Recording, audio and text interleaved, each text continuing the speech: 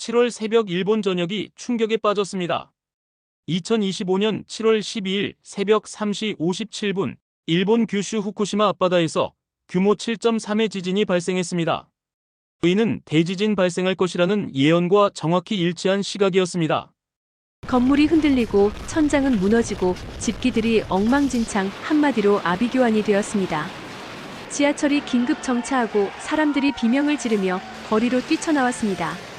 남부 해안에는 검은 벽처럼 솟아오른 거대한 해일이 무서운 속도로 육지를 덮쳤습니다. 일본 지질연구소는 입을 모아 경고했습니다. 난카이 해곡에서 진도 9 이상의 대지진이 지금 당장 발생해도 이상하지 않습니다. 지난달까지만 해도 지진 발생 확률은 65%였으나 이번 사태를 계기로 85%로 상향 조정됐습니다. 원전 피해를 이미 겪어본 후라 당연히 철저한 준비를 하고 있었겠지 했지만 MIT 공대에서 온 학생은 순식간에 영구동 지하 28m 갇히게 됩니다. 원전 1호기가 폭발하고 접근조차 힘든 상황이었습니다. 일본 정부도 미국 등 선진국도 구조는 나 몰라라 그저 방관이었습니다. 자포자기하는 마음이었지만 놀랍게도 그 위험천만한 상황 속에도 한국 정부도 아닌 민간에서 기적처럼 구조를 해주는 충격적인 사건이 벌어집니다. 방사능 위험 요소와 일본 정부의 반대에도 기적처럼 구조를 했다니 믿어지지 않는다고 외신도 난리입니다. 도대체 어떤 방법으로 구조가 이루어졌는지 지금부터 알아보겠습니다. 2025년 7월 12일 오후 3시 22분 후쿠시마 앞바다에서 규모 7.3의 강진이 발생했습니다. 저는 그때 도쿄공대 제사연구동 지하실험실에서 음향 기반 생존자 탐지 알고리즘 연구에 몰두하고 있었어요. 갑자기 건물 전체가 마치 거대한 드럼처럼 울리기 시작했죠. 우르르 쾅쾅, 콘크리트 덩어리들이 떨어지는 소리가 귓속을 파고들었습니다. 삐걱거리는 소리와 함께 출입구가 완전히 막혔어요. 일시간도 채 안 되어 원전 1호기와 3호기가 연쇄 폭발했다는 뉴스가 휴대폰으로 들려왔습니다. 방사능 누출량이 시간당 최대 110 마이크로시버트까지 치솟았다고 했어요. 지하 28m 깊숙한 곳에 갇힌 저에게는 절망적인 상황이었죠. 솔직히 말해서 일본 정부의 대응을 크게 기대하지는 않았어요. 하지만 이렇게까지 느릴 줄은 몰랐습니다. 일본 라디오에서는 총리 담화만 반복 재생됐거든요. 일본 현재 현황을 파악 중입니다라는 말만 몇 시간째 되풀이하고 있었어요. 피폭 기준 30 마이크로시버트를 초과한 지역은 진입 금지라며 구조 작업조차 미뤄지고 있었습니다. 어둠 속에서 식은땀을 삐질삐질 흘리며 기다리고 있을 때 저는 전혀 예상하지 못했어요. 사고 발생 5시간 12분 만에 한국의 민간 구조팀 K레인저스가 이미 출동했다는 사실을요. 육군 화생방 특전 경험자 3명을 포함한 이들은 군사 CBR 훈련 기술을 민간에 전환한 전문가들이었습니다. 일본이 대응을 미루는 동안 한국은 이미 현장으로 달려오고 있었던 거죠. 그때까지만 해도 저는 한국을 그냥 작은 나라 정도로만 생각했어요. 기술력도 일본이나 독일 같은 선진국에 비해 떨어질 거라고 막연히 믿고 있었습니다. 하지만 제가 얼마나 틀렸는지 곧 뼈저리게 깨닫게 될 줄은 꿈에도 몰랐죠. 시간이 흐를수록 상황은 더욱 절망적이 되어갔습니다. 휴대폰 배터리는 20%까지 떨어졌고 산소도 점점 부족해지기 시작했어요. 숨을 쉴 때마다 가슴이 답답했습니다. 저는 필사적으로 생존 신호를 보내기 위해 실험실에 있던 센서 회로를 직접 개조했어요. 주파수 37.9Hz로 반복 신호를 발생시켜 진동을 만들어냈죠. 솔직히 말해서 큰 기대는 하지 않았어요. MIT에서 2년간 개발한 제 알고리즘으로도 이런 깊은 지하에서는 탐지가 어려웠거든요. 콘크리트 28m 아래에서 보내는 미약한 신호를 누가 찾아낼 수 있을까요? 하지만 포기할 수는 없었습니다. 계속 두드리고 신호를 보냈어요. 똑똑 드득드득 무엇이든 소리가 나는 건 다 두드려봤습니다. 몇 시간이 지나자 절망감이 몰려왔어요. 일본 구조대는 여전히 오지 않았고 라디오에서는 같은 말만 반복하고 있었습니다. 그런데 정말 놀라운 일이 벌어졌어요.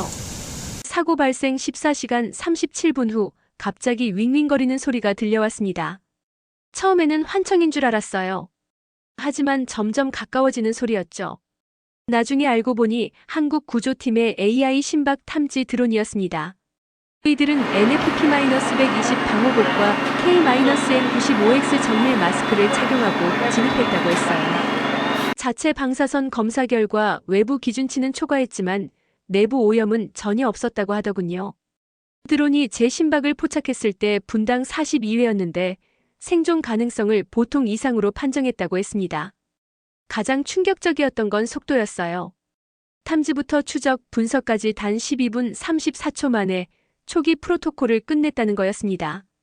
제가 2년간 MIT에서 개발한 구조 알고리즘보다 훨씬 더 정밀하고 빨랐던 거죠. 그 순간 저는 깨달았습니다. 한국의 기술력이 제가 생각했던 것과는 완전히 차원이 다르다는 걸 말이에요. 드론이 제 위치를 식별한 순간 저에게는 28-B-G라는 생존자 코드가 부여됐습니다. 3D 지하 매핑과 위성 영상을 연동해 정확한 시추 좌표를 도출한 거였어요. 이런 첨단 기술이 한국에 있다는 사실이 정말 믿기지 않았습니다. 제가 MIT에서 2년간 연구하던 시스템보다도 훨씬 정교하고 빨랐거든요. 하지만 곧 심각한 문제가 생겼어요. 부디 상태 기준 방사능 수치가 97 마이크로시버트를 돌파했다는 거였습니다. 안전 기준을 한참 넘어선 위험한 수치였죠. 일본 공무원들이 외교적 마찰 우려를 이유로 한국 구조팀에게 즉시 작업 중단을 요청했다고 하더군요. 저는 그 순간 절망했어요. 정치적 이유로 구조가 중단될 수도 있다는 생각에 온몸이 떨렸습니다. 그런데 한국 구조팀장인 정민철 대령의 반응은 제 예상과 완전히 달랐어요. 라디오로 들려온 그의 목소리는 흔들림 없이 단호했습니다. 137시간 생존 골든타임을 넘길 수 없다며 모든 반대를 무릅쓰고 작업을 강행하겠다고 했어요. 그는 제 심장 박동 리듬이 여전히 규칙적으로 유지되고 있다는 걸 확인한 후 모든 위험을 감수하고라도 작업을 지속하기로 결정했습니다. 저는 그 말을 듣고 눈물이 났어요. 국경이나 정치적 이해관계보다 생명을 우선시하는 그 철학이 너무 감동적이었거든요. 일본 정부는 여전히 회의실에서 토론만 하고 있었는데 한국 사람들은 이미 제 생명을 구하기 위해 방사능 속으로 뛰어들고 있었던 거예요. 국경은 중요하지 않다. 심장은 뛰고 있다면 우리가 간다는 정민철 대령의 말이 제 가슴 깊숙이 박혔습니다. 시스템보다 빠른 민간의 판단력, 단 17분 안에. 공식 승인도 없이 작업을 재개하는 그 결단력을 보며 저는 깨달았어요. 한국은 정말 다른 차원의 나라구나 하고 말입니다. 사고 발생 36시간 21분 후 마침내 기적 같은 일이 일어났습니다.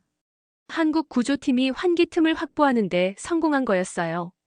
그리고 처음으로 제 목소리가 지상으로 전달됐습니다. 살아있어요. 제발.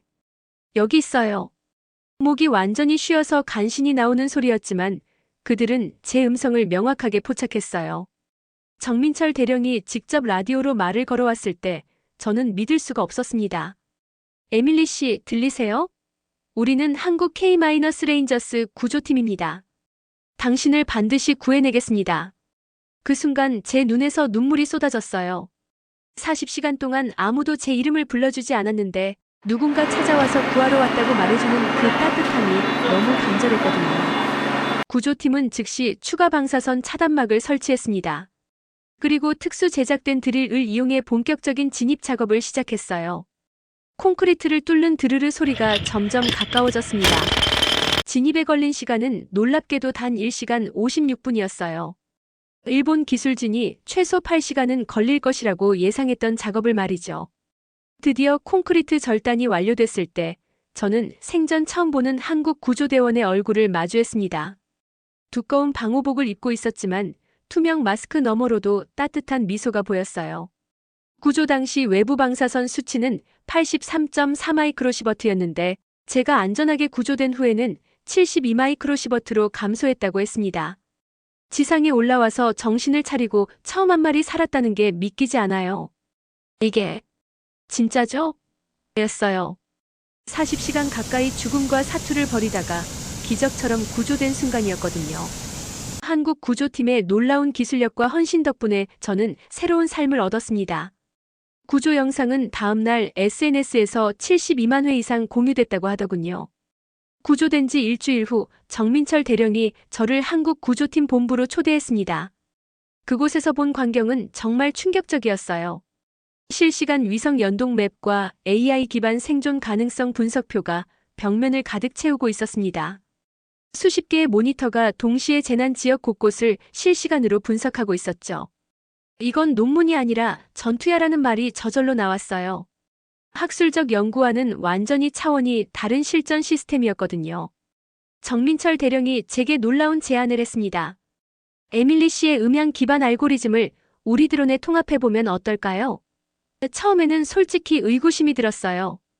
제 시스템이 과연 이런 극한 상황의 현장에서 제대로 작동할까 싶었거든요. 하지만 결과는 정말 놀라웠습니다. 기존 탐지 성공률이 18%에서 35%로 무려 2배 가까이 증가한 거였어요. 48시간 내에 2명의 추가 생존자를 발견했습니다. 그중 1명은 고작 6세 된 여자아이였는데 제가 개발한 드론이 콘크리트 잔해 속에서 나는 아이의 미약한 울음소리까지 감지해낸 거였어요. 그 순간 저는 진심으로 깨달았습니다. 기술은 혼자서는 절대 완성될 수 없다는 걸 말이에요. 한국 구조팀의 풍부한 현장 경험과 제 알고리즘이 만나니까 비로소 진짜 생명을 구하는 강력한 도구가 된 거였습니다. 더욱 놀라운 건 이들의 팀워크였어요. 처음엔 구조 대상이었는데 이제는 이 팀의 일원이 됐어요라고 말했을 때 정민철 대령이 따뜻하게 웃으며 답했습니다. 구조는 혼자서 하는 게 아니에요. 우리는 함께 더 많은 생명을 구할 수 있어요. MIT에서 배운 개인주의적 연구 방식보다 훨씬 효율적인 협업 시스템이었습니다. 현장 경험과 따뜻한 공감이 결합된 한국식 구조법이 진정 세계 최고 수준이라는 걸 직접 체험했어요. 구조활동 7일 차에 접어들었을 때 한국 구조팀의 성과는 정말 놀라웠습니다. 구조 성공률이 67%를 달성했어요. 같은 기간 동일한 조건에서 활동한 일본 자위대의 구조 성공률이 24%였다는 걸 생각하면 정말 엄청난 차이였죠. 하지만 저에게 더 감동적인 건 단순한 숫자가 아니었어요. 바로 그들의 마음가짐이었습니다. 가장 인상 깊었던 사건이 하나 있어요. 오사카 외곽의 반환 정서가 특히 강한 지역에서 84세 할머니를 구조했을 때였습니다. 그 할머니는 평소에 한국을 안 좋게 생각하셨던 분이라고 현지 사람들이 말했어요. 하지만 한국 구조팀이 모든 위험을 무릅쓰고 할머니를 구해낸 후 할머니가 떨리는 손으로 직접 써서 들고 나온 팻말이 있었습니다. 한국 감사합니다라고 정성스럽게 적힌 팻말이었죠. 그 사진이 SNS에 올라간 후 놀랍게도 36시간 내에 146만 리트윗을 기록했다고 하더군요. 저는 그 사진을 보고 또 한 번 눈물이 났어요. 정치적 갈등이나 복잡한 역사적 감정을 완전히 넘어서서 순수한 인간의만으로 사람을 구한다는 게 얼마나 위대한 일인지 깨달았거든요. 일본 시민단체들도 자발적으로 움직이기 시작했습니다. K-구조 매뉴얼 13종을 일본어로 정확하게 번역해서 무료로 배포하기 시작했어요. 9개 지방자치단체가 비공식적으로 도입을 검토한다고 공식 발표했습니다. 구조는 단순히 기술적 성과의 결과가 아니라 진정한 정신의 실천이라는 걸 모든 사람이 느끼고 있었어요. 정민철 대령이 제게 말했던 것처럼 한국은 가장 먼저 온 사람이 아니라 가장 마지막까지 남은 사람들이었습니다. 다른 나라 구조팀들이 하나둘 포기하고 철수한 후에도 한국 팀만은 끝까지 현장을 지키며 단 한 명의 생존자라도 더 찾아내려고 노력했어요. 그 모습을 보며 저는 진정한 휴머니즘이 무엇인지 비로소 배웠습니다. 한국 구조팀의 눈부신 활약이 계속되자 전혀 예상치 못한 변화가 일어나기 시작했습니다. 가장 놀라웠던 건 노구치 타쿠로 일본 내각 관방부 장관의 전격적인 공개 사과였어요. 그는 기자회견에서 내가 완전히 틀렸습니다. 한국 구조팀의 능력을 과소평가했습니다라고 흔들림 없이 당당히 인정했습니다. 체면을 중시하는 일본 관료가 이렇게 공개적으로 사과하는 건 정말 이례적인 일이었죠. 그 감동적인 구조 영상들은 일본을 넘어 전 세계로 빠르게 퍼져나갔어요. 심지어 백악관에서도 한국의 혁신적인 구조 방식을 직접 인용하며 국제적 모범 사례라고 공식 언급했다고 합니다. 저는 그 소식을 들으며 가슴이 벅찼어요. 제가 처음에 얼마나 뿌리 깊은 편견에 사로잡혀 있었는지 새삼 뼈저리게 깨달았거든요. 한편 MIT에서는 제게 정말 충격적인 통보를 해왔습니다. 진행 중이던 논문 심사를 일방적으로 중단한다는 거였어요. 현재 연구가 전통적인 학술적 기준에 부합하지 않는다는 황당한 이유였습니다. 하지만 저는 오히려 더욱 당당했어요. 한국에서 얻은 생생한 실전 데이터야말로 진짜 가치 있는 연구 자료였거든요. 저는 즉시 한국 구조 시스템의 모든 데이터를 MIT로 전송했습니다. 결과는 정말 놀라웠어요. 2025년 9월 7일 MIT 최고 논문상을 영예롭게 수상하게 됐습니다. 논문 제목은 K-SAR 시스템 국경 없는 구조의 실천이었어요. 심사위원들은 만장일치로 이론과 실전이 완벽하게 결합된 혁신적 연구라고 극찬했습니다. 시상식에서 제가 한 말이 아직도 기억에 선명해요. 한국은 단순히 이론을 보여준 게 아니라 실제로 생명을 구했다는 사실을 증명했습니다. 이것이야말로 진정한 과학의 힘이에요. 미국의 가장 권위 있는 지식, 체계조차 한국의 현장 기반 시스템 앞에서는 겸손하게 고개를 숙일 수밖에 없었던 거죠. 2026년 3월, 저는 생애 가장 중요한 결정을 내렸습니다. 강원도 태백시 민방위교육센터로 정식 발령을 받아 한국에 완전히 정착하기로 한 거였어요. MIT 박사과정을 과감히 포기하고 한국에서 새로운 삶을 시작하게 된 거죠. 주변 모든 사람들이 깜짝 놀랐지만 저에게는 너무나 자연스러운 선택이었습니다. 첫 수업 시간에 호기심 많은 중학생 한 명이 손을 번쩍 들고 물어봤어요. 선생님은 도대체 왜 한국에 오셨어요? 저는 잠시 멈춰서 깊이 생각했습니다. 그리고 마음 깊은 곳에서 우러나는 진심을 담아 답했어요. 한국의 놀라운 기술이 제 몸을 구했고 따뜻한 한국 사람들이 제 인생을 바꿔주었어요. 그래서 이제는 제가 여러분을 가르치고 싶어서 이곳에 왔습니다. 그 순수한 아이들에게 구조기술을 가르치면서 저는 매일 새로운 깨달음을 얻고 있어요. 기술은 혼자서는 아무런 의미가 없다는 걸, 오직 사람을 살릴 때만 진짜 가치가 생긴다는 소중한 진리를 계속 배우고 있습니다.